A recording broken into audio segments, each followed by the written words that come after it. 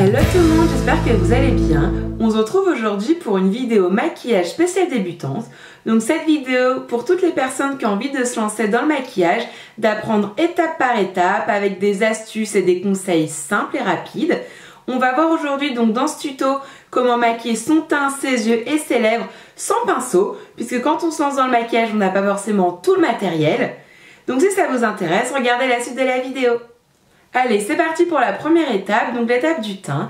Vous avez 3 propositions qui s'offrent à vous. La première, ça va être l'application d'un fond de teint. Donc le fond de teint a pour but de camoufler les rougeurs, d'uniformiser la peau, de flouter tout ce qui est imperfection, d'avoir un teint vraiment uniforme.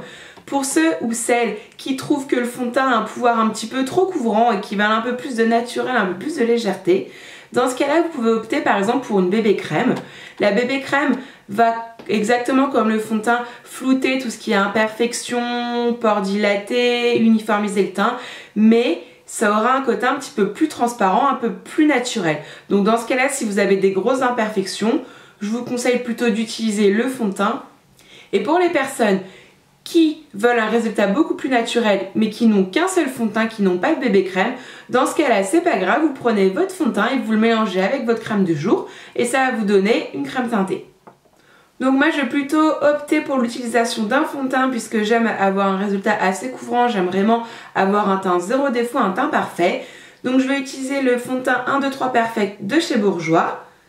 Et puisqu'on est débutante, on n'a pas de pinceau, donc on va l'appliquer au doigt. Donc une seule pompe suffit, vous en déposez sur le front, nez, menton et joues et on va venir estomper le tout avec le doigt. Donc on va partir du centre du visage et on va étirer la matière vers les extérieurs. Donc il vaut mieux en mettre peu au début et si on en ressent le besoin, on en rajoutera un petit peu sur les zones qui ont tendance à avoir des rougeurs ou des petites imperfections après. Donc on y va doucement, c'est pas la peine de frotter fort. On travaille bien le fond de teint pour qu'il se fonde à la peau. Je dis le fond de teint, mais si c'est votre bébé crème, c'est exactement pareil. Une fois qu'on arrive sur le front, on fait bien attention à la racine des cheveux. On va jusqu'aux oreilles. Si on a choisi la bonne couleur du fond de teint, on n'a pas besoin de le descendre dans le cou puisqu'on n'a aucune démarcation. Si jamais ça vous intéresse, une vidéo pour comment choisir son fond de teint par rapport à sa couleur de peau, etc. Dites-le moi en commentaire et puis je vous la ferai avec plaisir.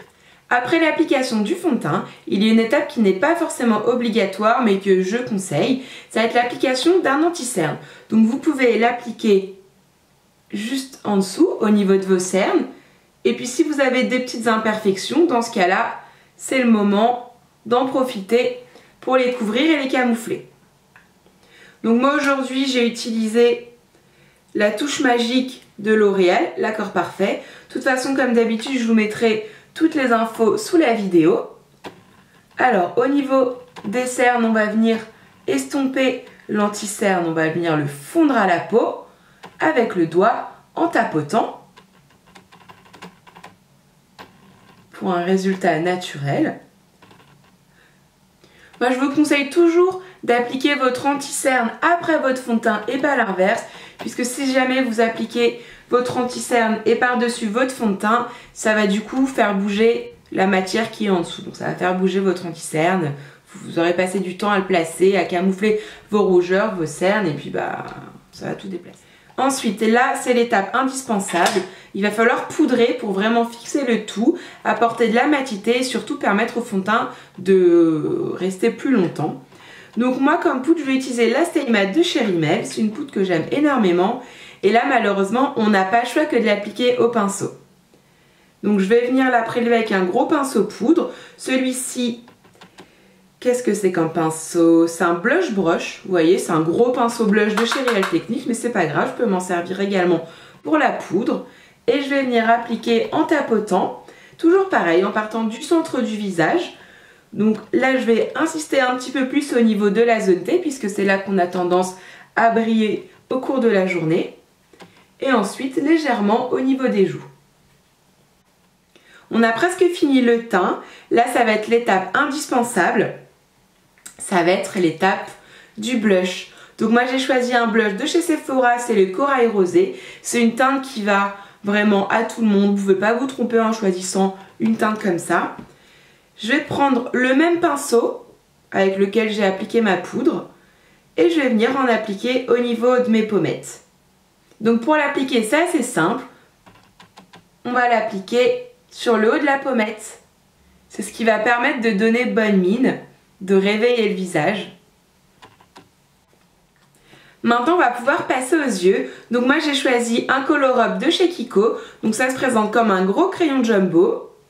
Donc moi, j'ai choisi une sorte de couleur verte, un petit peu grisée, assez métallique. Et ce qu'on va faire, c'est qu'on va l'appliquer sur notre paupière. On n'a pas besoin d'être précise, on n'a pas besoin de faire quelque chose de précis. Je vais vous zoomer, vous verrez mieux. Et ensuite, avec le doigt, on va venir estomper le tout. Donc voilà pour l'œil. Ensuite, pour le ras de cils, pour intensifier le regard, je vais en déposer un petit peu avec toujours mon gros jumbo.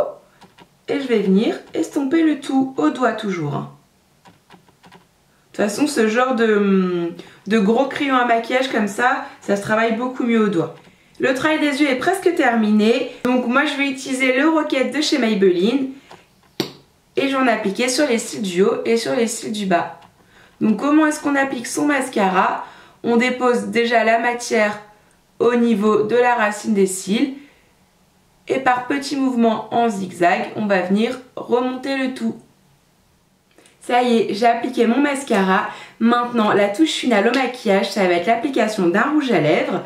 Donc moi, encore une fois, j'ai choisi un rouge à lèvres de chez Kiko. C'est le 711. C'est une sorte de rose passe-partout, un petit peu nude, une sorte de bois de rose. Ça va juste accentuer, faire ressortir légèrement la couleur de mes lèvres naturelles. Donc voilà ce que ça donne pour le look final. Donc petit récapitulatif, le plus important quand vous commencez à vous maquiller, si c'est une des premières fois que vous vous maquillez, vous avez envie de prendre soin de vous, d'être coquette, je pense que le plus important, c'est vraiment d'utiliser un mascara. C'est ce qui va vraiment ouvrir le regard, vraiment avoir un regard éveillé. Ensuite, ça va être le teint pour avoir un joli teint, un teint parfait. Et surtout, le blush pour donner bonne mine.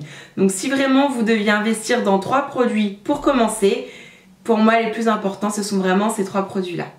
Voilà les filles, j'espère que cette vidéo vous a plu, surtout qu'elle vous aidera et vous donnera des idées si vous souhaitez vous lancer dans le maquillage petit à petit. Comme je vous disais tout à l'heure, n'hésitez pas à me demander dans les commentaires si une vidéo sur comment choisir son fond de teint par rapport à son type de peau, par rapport à sa couleur de peau et quelle texture choisir vous intéresse. N'hésitez pas donc à me le demander. Et pensez également à vous abonner à la chaîne YouTube pour toujours être au courant de toutes les dernières vidéos. En attendant, je vous fais des bisous et je vous dis à très vite. Bye bye!